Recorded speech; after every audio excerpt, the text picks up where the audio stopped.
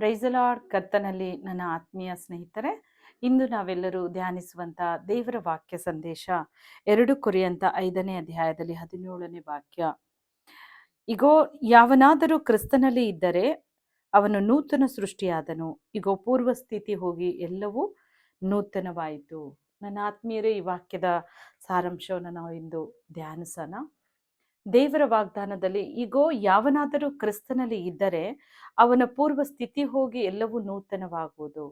ಅದನ್ನ 2 ರೀತಿಯಲ್ಲಿ ನಾವು ಅರ್ಥ ಮಾಡ್ಕೋಬಹುದು. ಒಂದು, ನಾವು ನೋಡಿದಾಗ ನಾವು ದೇವರ ಬಳಿಯಲ್ಲಿ ಬರುವಾಗ ನಮ್ಮ ಸ್ಥಿತಿಗತಿಗಳು ಬದಲಾವಣೆ ಆಗುತ್ತೆ. ಬಡತನದಲ್ಲಿ ಬರ್ತೀಯಾ, ರೋಗದಲ್ಲಿ ಬರ್ತೀಯಾ, ಕಷ್ಟದಲ್ಲಿ ಅನೇಕ ಪಿಚಾಚಿಯ ಬಂಧನವನ್ನ ಹೊತ್ತುಕೊಂಡು ನೀವು ದೇವರ ಬಳಿ ಬರ್ತೀರಾ. ಆ ಸಂದರ್ಭದಲ್ಲಿ ಪರಿಶುದ್ಧವಾದ ದೇವರು, ಪವಿತ್ರಾತ್ಮ ದೇವರು ನಿಮ್ಮನ್ನ ಬಿಡುಗಡೆ ಕೊಟ್ಟು ಒಂದು ಆರೋಗ್ಯವಂತ ಮನುಷ್ಯನಾಗಿ ಮಾರ್ಪಡಿಸ್ತಾರೆ.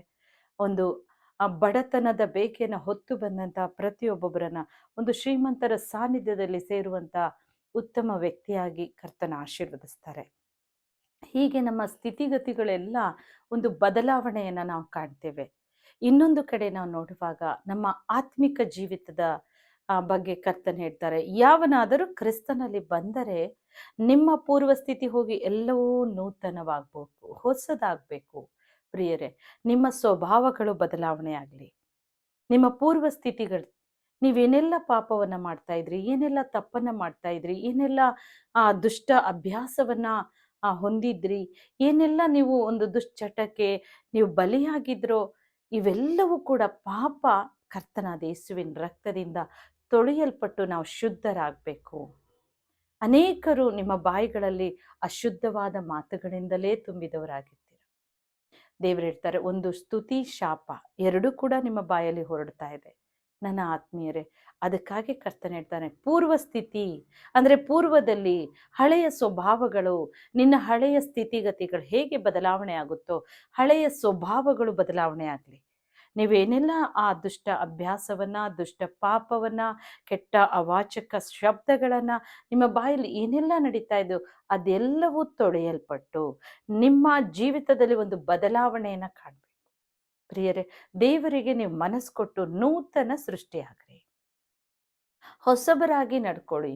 ಯಾರೇ ನಿಮ್ಮನ್ನು ನೋಡುವಾಗ ಅವರು ಯೋಚನೆ ಮಾಡ್ತಾರೆ, ಇವರು ಯೇಸು ಸ್ವಾಮಿ ನಂಬಿದಂಥ ಕುಟುಂಬ, ಕ್ರಿಸ್ತನನ್ನ ನಂಬಿದ ಕುಟುಂಬ, ಇವರೇನೆಲ್ಲ ಪಾಪ ಮಾಡ್ತಾ ಇದ್ದಾರೆ, ಏನೆಲ್ಲ ತಪ್ಪು ಮಾಡ್ತಾ ಇದ್ದಾರೆ, ಇವನೇನೆಲ್ಲ ದುಷ್ಟ ಅಭ್ಯಾಸದಲ್ಲಿದ್ದಾರೆ, ನಮ್ಮೊಂದಿಗೆ ಇವರು ಏನೆಲ್ಲ ನಾವು ಮಾಡುವ ತಪ್ಪುಗಳನ್ನೇ ಇವರು ಮಾಡ್ತಾರೆ ಅಂತ ಅನ್ಯರು ನಿಮ್ಮನ್ನ ನೋಡಿ ಹೀಯಾಳಿಸುವಂತ ಆ ಒಂದು ಸ್ಥಿತಿಗತಿಗೆ ಹೋಗ್ಕೂಡ್ದು. ಪ್ರಿಯರೇ, ಈ ವಾಕ್ಯದಲ್ಲಿ ಸ್ಪಷ್ಟವಾಗಿ ಪರಿಶುದ್ಧನ್ ದೇವರು, ಪವಿತ್ರಾತ್ಮ ದೇವರು ನಮ್ಮ ಸಂಗಡ ಇದನ್ನ ಮಾತಾಡ್ತಾ ಇದ್ದಾರೆ ನೋಡಿ.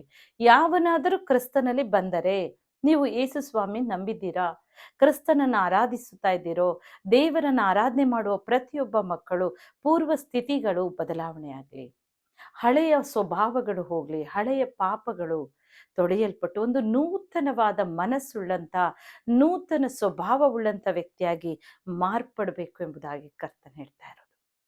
ಬದಲಾವಣೆ ಕಾಣ್ರಿ, ಪರಿಶುದ್ಧರಾಗ್ರಿ, ಪರಿಶುದ್ಧ ಜೀವಿತಕ್ಕೆ ಬನ್ನಿ. ಆಗ ನಮ್ಮ ಸ್ಥಿತಿಗತಿಗಳು ಕೂಡ ಬದಲಾವಣೆ ಆಗುತ್ತೆ. ನಾವು ದೇವ್ರ ಹತ್ರ ಬಂದಾಗ ಮೊದಲಿಂದಾಗಿ ನಾವು ಪಾಪವನ್ನು ಹೊತ್ತು ಬರ್ತೇವೆ. ಒಂದು ಪಾಪಿ ಪರಿವರ್ತನೆಯಾಗಿ ಪರಿಶುದ್ಧ ಜೀವನಕ್ಕೆ ಬರ್ತೀರಾ. ದೇವರು ದಿನದಿಂದ ದಿನ ನಿಮ್ಮನ್ನು ಆಶೀರ್ವದಿಸ್ತಾರೆ. ಬಡತನ ಹೊತ್ತು ಬರ್ತೀರಾ, ರೋಗ ಹೊತ್ತು ಬರ್ತೀರಿ, ದೆವ್ವ ಪಿಚಾಚಿ ಮಾಟ ಮಂತ್ರ ಬಂಧನಗಳಿಂದ ಸಿಲುಕಿ ಬಂದಾಗ ಕರ್ತನದೆಲ್ಲವನ್ನ ಬಿಡಿಸಿ ದಿನ ದಿನವೂ ನಮ್ಮನ್ನು ಆಶೀರ್ವದಿಸಿ ಉನ್ನತ ಸ್ಥಿತಿ ಸ್ಥಾನದಲ್ಲಿ ನಮ್ಮನ್ನು ನಿಲ್ಲಿಸ್ತಾರೆ. ಅದೆಲ್ಲ ಆಶೀರ್ವಾದ ನಮಗೆ ಬೇಕು, ಆದರೆ ನಮ್ಮ ನೂತನ ಸ್ವಭಾವ ಬರೋದಿಲ್ಲ. ಅದಕ್ಕೆ ಈ ದಿನ ಪವಿತ್ರ ಆತ್ಮನು ಈ ವಾಕ್ಯದ ಮೂಲಕ ನಿಮ್ಮ ಸಂಗಡ ಮಾತಾಡ್ತಾ ಇದ್ದಾರೆ. ನೂತನವಾಗ್ರಿ, ಪರಿಶುದ್ಧರಾಗ್ರಿ, ಪವಿತ್ರರಾಗ್ರಿ, ನಿಮ್ಮ ಹಳೆಯ ಸ್ವಭಾವಗಳು ಬಿಟ್ಟು ಹೋಗ್ಲಿ. ಆಗ ಕ್ರಿಸ್ತನ ಪರಿಪೂರ್ಣವಾದ ಆಶೀರ್ವಾದ ನೀವು, ನಿಮ್ಮ ಕುಟುಂಬವು ಸಂಪೂರ್ಣವಾಗಿ ಹೊಂದ್ಕೊಳ್ತೀರಿ. ಇಂದು ನಾವು ಪ್ರಾರ್ಥನೆ ಬೇಡ್ಕೊಳ್ಳೋಣ. ಕರ್ತನೆ, ಇಂದು ನಮ್ಮನ್ನು ಆಶೀರ್ವದಿಸು. ಈ ದಿನದಲ್ಲಿ ನಾವು ಅನೇಕ ತಪ್ಪುಗಳನ್ನು ಮಾಡ್ತಾನೆ ನಿಮ್ಮನ್ನು ಆರಾಧಿಸ್ತಾ ಇದ್ದೇವೆ. ಆದರೆ ದೇವರೇ, ಇಂದಿನಿಂದ ಒಂದು ಮಾರ್ಪಾಡು, ಹೊಸ ಸ್ವಭಾವ, ನೂತನವಾದ ಸ್ವಭಾವ, ನಿನ್ನ ಹೋಲಿಕೆಯ ಸ್ವಭಾವ, ನಿನ್ನ ಗುಣಲಕ್ಷಣ ಏಸಪ್ಪ ನಮಗೆ ಕೊಡು ಸ್ವಾಮಿ, ದಯಪಾಲಿಸು ಎಂಬುದಾಗಿ ಕೇಳ್ಕೊಳ್ಳಿ. ಕರ್ತನಿಂದ ಒಂದು ಬದಲಾವಣೆ, ನಿಮ್ಮಲ್ಲಿ ಒಂದು ನೂತನ ಹೃದಯವನ್ನು ನಿರ್ಮಿಸಿ ನಿಮ್ಮ ಆಶೀರ್ವಾದವನ್ನು ಪರಿಪೂರ್ಣ ಮಾಡ್ತಾ ಇದ್ದಾರೆ. ಸಂಪೂರ್ಣ ಆತನ ಮೇಲೆ ನಂಬಿಕೆ ಇಡ್ರಿ.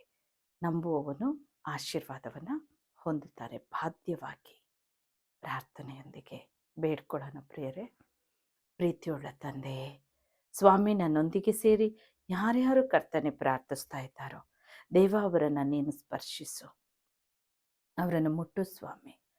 ಅಪ್ಪ, ಒಂದು ವೇಳೆ ಅವರು ಸೋತು ಹೋಗಿದ್ದಾರೆ ಅಪ್ಪ, ಅದೇ ಪಾಪದ ದುಶ್ಚಟದಲ್ಲಿ ಬಲಿಯಾಗಿ ಅನೇಕ ತಪ್ಪುಗಳನ್ನು ಮಾಡ್ತಾ ಇದ್ದಾರೋ, ನಿನ್ನಿಂದ ಅಗಲಿ ಹೋಗಿದ್ದಾರೋ ಕರ್ತನೆ, ನಿನ್ನ ಆಲಯವನ್ನು ತೊರೆದು ಹೋಗಿದ್ದಾರೋ ಅಂತ ಒಂದೊಂದು ವ್ಯಕ್ತಿಗಾಗಿ ನಾನು ಪ್ರಾರ್ಥಿಸ್ತೇನಪ್ಪ. ಅವರ ಕಠಿಣ ಮನಸ್ಸು ಇಂದು ಬದಲಾಗಲಿ. ಅವರ ಮೇಲೆ ನಿನ್ನ ಕಲ್ವಾರ ರಕ್ತವನ್ನು ಪ್ರೋಕ್ಷಿಸ್ತೇನಪ್ಪ, ಸಿಂಪಡಿಸ್ತೇನೆ ಸ್ವಾಮಿ. ಶುದ್ಧಿ ಮಾಡು. ಎಲ್ಲ ಪಾಪ ಶಾಪದ ಕಟ್ಟುಗಳು ಬಿಚ್ಚಲ್ಪಡಲಿ. ಶುದ್ಧ ಮನಸ್ಸನ್ನು ನಿರ್ಮಿಸು. ನಿನ್ನನ್ನು ಯಾವಾಗಲೂ ಘನಪಡಿಸುವಂತೆ, ಪ್ರಾರ್ಥಿಸುವಂತೆ, ಸ್ತುತಿಸುತ್ತಾ ಇರುವಂತೆ, ನಿನ್ನ ರಾಜ್ಯ ನೀತಿಗೆ ಅವರು ತವಕ ಪಡುವಂತೆ ಎದ್ದೇಳಲಿ ಸ್ವಾಮಿ. ಇಂದು ಅವರಿಗೆ ಬಾಧ್ಯವಾಗಿ ಅವರ ಆಶೀರ್ವಾದವನ್ನು ಕೊಡುತ್ತಂತೆ. ಪೂರ್ಣವಾಗಿ ಪರಿಪೂರ್ಣವಾದ ಒಂದು ಆಶೀರ್ವಾದ ಅವರ ಮೇಲೆ ಬರಲಿ ಏಸಪ್ಪ. ಪವಿತ್ರ ಆತ್ಮನೇ, ನೀವೇ ಸಂಧಿಸ್ತಾ ಇರೋದು ಸ್ತೋತ್ರ. ಯಾವನಾದರೂ ಕ್ರಿಸ್ತನಲ್ಲಿ ಬಂದರೆ ಅವನ ಸ್ಥಿತಿ ಪೂರ್ಣವಾಗಿ ನೂತನವಾಗೋದು. ಹೌದಪ್ಪ, ಅವರ ಸ್ಥಿತಿಗತಿಗಳು ಬದಲಾವಣೆ ಆಗಲಿ, ಅವರ ಸ್ವಭಾವಗಳು ಬದಲಾವಣೆ ಆಗಲಿ. ಅವರ ಪಾಪದ ಜೀವಿತವನ್ನು ಬಿಡುಗಡೆ ಕೊಟ್ಟು ದೇವರ ಪರಿಶುದ್ಧ ಜೀವಿತಕ್ಕೆ ತಾರಪ್ಪ. ಅವರು ಕಳೆದುಕೊಂಡಿದ್ದು ಪುನರ್ ದೇವರ ನಿನ್ನ 2 ಪಟ್ಟಿನಿಂದ ಆಶೀರ್ವದಿಸು. ಆರೋಗ್ಯವಿಲ್ಲವ ಸ್ವಾಮಿಯವರಿಗೆ ಆರೋಗ್ಯದಿಂದ ತುಂಬಿಸು ತಂದೆ. ಯಾವ ದುಷ್ಟ ಚಟಕ್ಕೋ ಪಿಚಾಚಿ ಆತ್ಮನ ಕ್ರಿಯೆಗಳಿಗೆ ಅವರು ಒಳಪಟ್ಟು ಅದು ಬಾಧಿಸ್ತಾ ಇದೆಯೋ ತಂದೆ, ಯೇಸುವಿನ ನಾಮದಲ್ಲಿ ನಾನೀಗ ಆಜ್ಞಾಪಿಸ್ತೇನೆ, ಈಗಲೇ ಬಿಡುಗಡೆ ಕೊಡು ಏಸಪ್ಪ. ಅವರನ್ನು ಆಶೀರ್ವದಿಸು. ಆಶೀರ್ವಾದವನ್ನು ಪೂರ್ಣವಾಗಿ ಹೊಂದಿಕೊಳ್ಳಲಿ.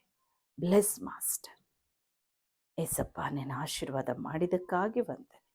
ನಿನಗೆ ಮಹಿಮೆ.